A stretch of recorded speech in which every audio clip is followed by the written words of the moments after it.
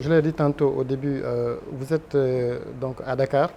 Est-ce que vous vous considérez comme un exilé Oui, ou vous parce songez que, à retourner en parce Guinée? que, parce que tant que ma sécurité n'est pas sûre en Guinée, je ne peux pas retourner m'exposer à des assassinats ou à des kidnappings. Je ne peux pas. Vous comprenez? Ma sécurité est nettement menacée. Donc, ce qui fait que je suis là. Malheureusement, je n'ai pas eu d'abord d'interlocuteur pour rencontrer les premières autorités de ce pays. C'est mon souhait de rencontrer les premières autorités du Sénégal. Est-ce que vous avez des attentes par rapport au Sénégal? Bon, du tout, hein. Tout. Parce que quand on vient dans ces conditions-là, dans un pays, on attend tout. On attend d'être soutenu et par l'État et par les citoyens. Vous avez un message à adresser au président Macky Sall? Absolument. J'aimerais le rencontrer parce que j'aimerais le rencontrer, discuter avec lui tête à tête. En tant que frère et en tant que grand frère. C'est mon grand frère. J'aimerais le rencontrer, discuter avec lui tête à tête. Pour des intérêts de tous ces pays. Et le remercier aussi, je vais profiter pour le remercier parce qu'en 2000, pendant la période d'Ebola, je l'ai écrit un courrier pour l'ouverture des frontières, pour des transports, des essences de marchandises. Il est allé au-delà de notre demande, il a ouvert les frontières. Nous n'avons pas manqué à l'époque de le remercier pour ça à Conakry, lors d'un point de presse que nous avons organisé spécialement pour ça à Conakry. À l'époque d'ailleurs, il y avait une forte tension. Toutes les émissions interactives que vous écoutez, vous allez entendre des militants des partis politiques crier, insulter même des Sénégalais à Conakry. C'est moi qui ai mis fin à ça.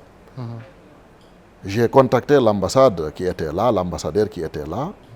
Il est vivant, il est quelque part ici. Je ne vais pas citer son nom. Quand c'est nécessaire, je dirai. Donc, je l'ai contacté. J'ai envoyé la lettre pour le président du Sénégal. C'est lui-même qui a transmis la lettre au président. Et quelques jours après, nous avons constaté 45 camions de remorques déjà rentrés en Guinée. J'ai dit, bon, je vais informer la population. Ils ont laissé la frontière. Il y a un journaliste qui m'a demandé lors de la conférence de presse, il dit, Chérif, vous vous prenez pour qui?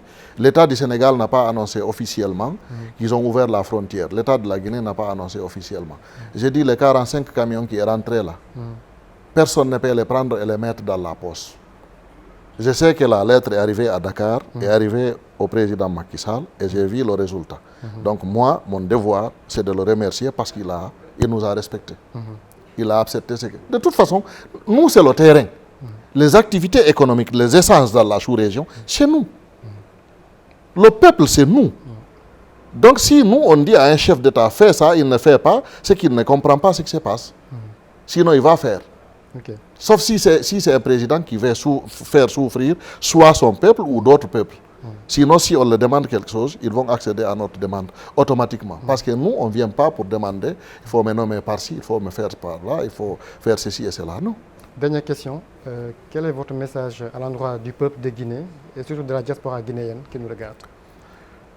Mon message à l'endroit du peuple de Guinée, c'est de dire non à M. Alpha Condé.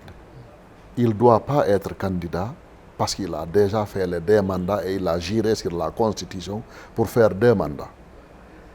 C'est au peuple de Guinée de se préparer pour le barrer la route. Et à toute la diaspora guinéenne, on va barrer la route à Alpha Condé.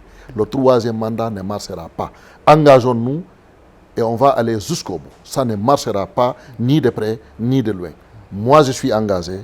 Et je demande à l'ensemble des peuples de Guinée de s'engager, ceux qui sont à l'intérieur, ceux qui sont à l'extérieur de la Guinée. C'est la résistance. Alpha n'a qu'à partir. Il a déjà 82 ans, il ne connaît pas la réalité du terrain, il est déconnecté, il est vieux.